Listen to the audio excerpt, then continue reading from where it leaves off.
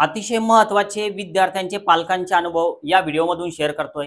या 10 ते 15 दिवसांमध्ये किंवा अगोदरच्या काही दिवसांमध्ये आमच्याकडे जे जॉईन झाले फी भरून, तर त्यांचे अनुभव सुद्धा तुम्हाला शेअर करतोय। कारण डॉक्युमेंट्स खूप महत्त्वाचे असतात ॲडमिशन प्रक्रियेमध्ये। आता आमचं काय आहे की ज्यावेळेस विद्यार्थी जॉईन होतो तर त्यावेळेस एक स्टेप बाय स्टेपचा एक व्हिडिओ असतो की आपले डॉक्युमेंट्स नेमके कसे चेक करावे कॅटेगरीनुसार। तर हे व्हिडिओ त्या कॅटेगरीच्या विद्यार्थ्याला आम्ही शेअर करतो, सोबत एक PDF जे आहे तर ते सुद्धा शेअर करतो की डॉक्युमेंट्स या फॉर्मॅटमध्ये असे चेक करा। तर हे अनुभव विद्यार्थी आम्हाला शेअर करतात की सर आमच्या डॉक्युमेंट्सवर असं झालेलं आहे, आम्ही काय करावं। तर त्यांना आम्ही सोल्युशन देतो। तर हे मी तुम्हाला पब्लिकली सांगतोय। तर त्या अडचणी नेमक्या कोणत्या होत्या तर त्या अडचणी मी या व्हिडिओमध्ये डिस्कस करतोय। सोल्युशनचा व्हिडिओ एक वेगळा नंतर आपण बनवू शकतो, पण अडचणी नेमक्या कोणत्या आहे तर ते बघणं खूप गरजेचं आहे। नवीन असाल तर जिजाऊ अकॅडमीला सबस्क्राइब करायला विसरू नका। तुमची जी डॉक्युमेंट्सची फाईल आहे बघा, लक्षात सुद्धा येत नाही। आता कालचाच एक विषय सांगतो। भाग्यश्री नाव होतं तिचं। तर नेमका काय प्रकार झालेला होता हे लक्षात घ्या। जर तुम्ही तुमच्या डॉक्युमेंट्सची फाईल जर काढली तर तुमच्या डॉक्युमेंट्समध्ये जे पण डॉक्युमेंट्स आहे तर त्याला डिवाइड करताना काय करा की सुरुवातीला शाळेतून जे मिळणारे डॉक्युमेंट्स आहेत तर ते सुरुवातीला लावा। हा क्रम कशासाठी तर आपल्याला हे व्यवस्थित चेक करायचं। आता नंतर नंबर 2 ला जे तहसील मधले डॉक्युमेंट्स आहे तर ते लावा फाईलमध्ये। तर याचा बंच वेगळा करा, म्हणजे हे ओरिजिनल डॉक्युमेंट शाळेमधले, ओरिजिनल डॉक्युमेंट तहसील मधले, आणि तिसऱ्यामध्ये इतर डॉक्युमेंट्स ठेवा। आता इतर मध्ये काय काय येणार आहे तर हे सगळं मी तुम्हाला सविस्तर सांगतो। आता बघा, जर आपण शाळेतून मिळणाऱ्या डॉक्युमेंट्स मध्ये नेमक्या अडचणी कोणत्या येतात। आता शाळेतून आपल्याला काय काय मिळतं तर शाळेतून आपल्याला 10th ची मार्कशीट असते, त्यानंतर आपल्याला 10th चं पासिंग सर्टिफिकेट सुद्धा मिळतं। तर हे सगळं आपल्याला माहिती आहे की हे 10th ची मार्कशीट मिळते आपल्याला शाळेतून। नंतर हे आपल्याला पासिंग की याला आपण बोर्ड सर्टिफिकेट म्हणतो किंवा सनद म्हणतो, हे पण शाळेतून मिळणार आहे। यानंतर आपल्याला नंबर 3 ला 12th ची मार्कशीट सुद्धा घ्यावी लागते की जी शाळेतून आपल्याला मिळतोय।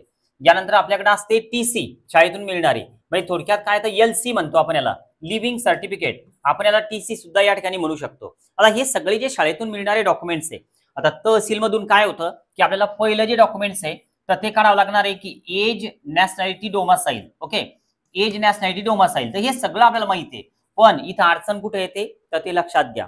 कालचाच एक विषय सांगतो, खूप महत्वाचा आहे।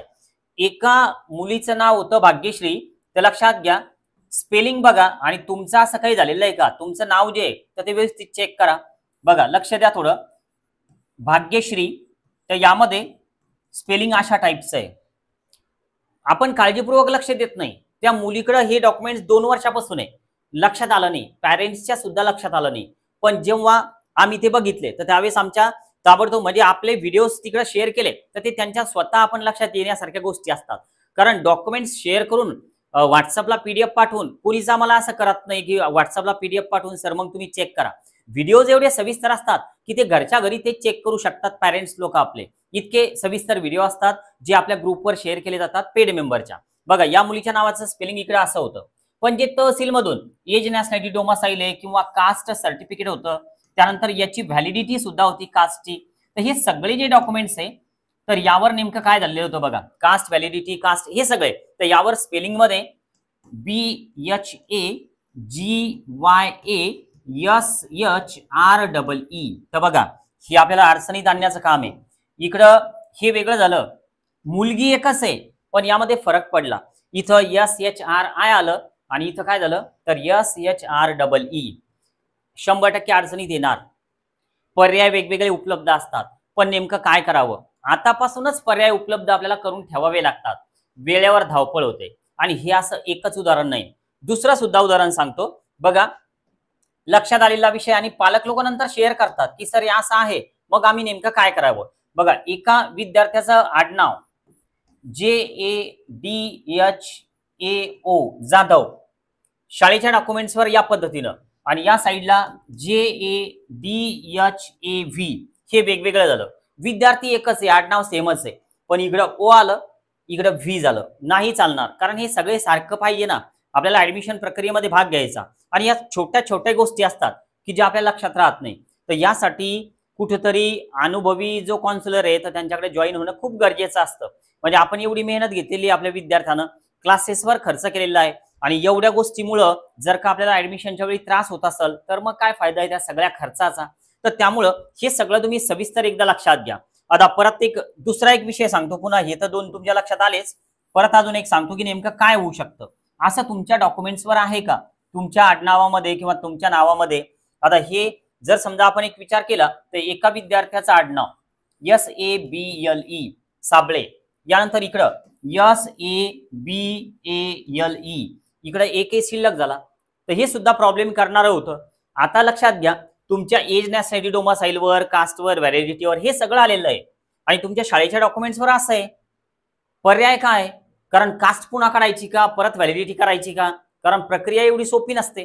मग आता जर एक विचार केला की हे जे आडनाव येतं मग हे इकडे आणायचं का, तर हे पण एवढं सोपं आहे का की तुम्ही 10वीचं मार्कशीट बदलणार आहे, तुम्ही 10वीचं पासिंग बदलणार, तुम्ही 12चं मार्कशीट बदलणार, तुम्ही TC का बदलून घेणार, तर ह्या सगळ्या प्रक्रिया ज्या आहेत त्या एवढ्या सोप्या नाही. तर त्यामुळं याला नेमके कोणते पर्याय उपलब्ध होऊ शकतात, तर प्रत्येकाचे पर्याय वेगवेगळे असतात. तर त्यामुळे ते या व्हिडिओमधून शेअर करताना किमान अर्धा ते 1 तास सुद्धा लागू शकतो. तर त्यामुळे मी फक्त प्रॉब्लेम डिस्कस करतोय. बाकी जे आपले प्रॉब्लेम्स जे असतील एक तर कमेंटमध्ये सांगा, व्हॉट्सअपला सांगा. तुम्ही जर जॉईन झालेले असाल तर नक्कीच तुम्ही आतापर्यंत आम्हाला हे सगळ्या गोष्टी सांगितलेल्या असतील आणि आम्ही तुमचं ते सोल्युशन जे आहे तर ते नक्की तुम्हाला दिलेलं आहेच. आता बघा इतर डॉक्युमेंट्स. आता इतर डॉक्युमेंट्समध्ये काय येतं बघा. नंबर 1 आपला आधार. आता बऱ्याच मुलांचं काय होतं की आधार अपडेट होत नाही. आता आधारमध्ये प्रॉब्लेम आहे किंवा मग नावामध्ये काहीतरी चेंज आहे आधारच्या. यानंतर जर आधार नसेल तर मग पॅन काढून घ्या. जर समजा आधार व्यवस्थित नसेल तर पॅन कार्ड सुद्धा चालतं. बरं पॅन कार्ड नसेल तर आपलं मतदान कार्ड पण चालेल. म्हणजे हे वेगवेगळे पर्याय उपलब्ध आहे इतर डॉक्युमेंटसाठी. आता यानंतर इतर डॉक्युमेंट्समध्ये काय येतं, आपलं नीटचं ऍडमिट कार्ड आहे, तर हे सुद्धा आपल्याला पाहिजे ऍडमिशनच्या वेळी. नीटचा ऍप्लिकेशन फॉर्म आहे, नीटचा ऍडमिट कार्ड आहे, नीटचा स्कोअर कार्ड आहे, तर याच्यावर सुद्धा स्पेलिंग मिस्टेक आहे, जन्मतारीख आहे, तर हे सगळं चेक करा. ह्या ज्या आहेत, आता समजा तुम्ही जर असं म्हणणार सर इथं स्पेलिंग मिस्टेक नाही, स्पेलिंग मिस्टेक नाही, पण हे वेगवेगळं झालं ना, दोन्ही मिसमॅच होत आहेत.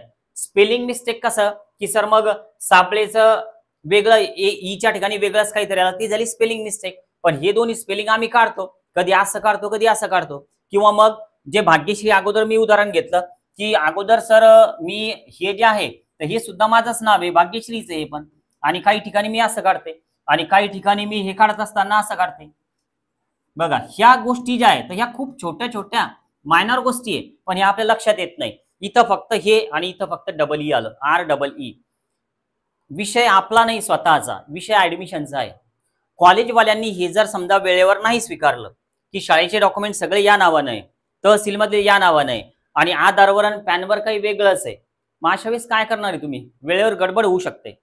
दिलेली माहिती इन्फॉर्मेशन एकदा लाईक करायला विसरू नका, म्हणजे पुढं याचे सोल्युशन नेमके कसे करता येतील तर हे आपण डिस्कस करणारच आहे. आणि जर आमची काउन्सिलिंग जॉईन करायची असेल तर नक्की एकदा दिलेल्या नंबरला व्हॉट्सअपला मेसेज करा, कॉल असा मेसेज करा, तुम्हाला आमच्या काउन्सिलर सोबत जोडून दिलं जाईल. आज आपण थांबूया. Okay bye.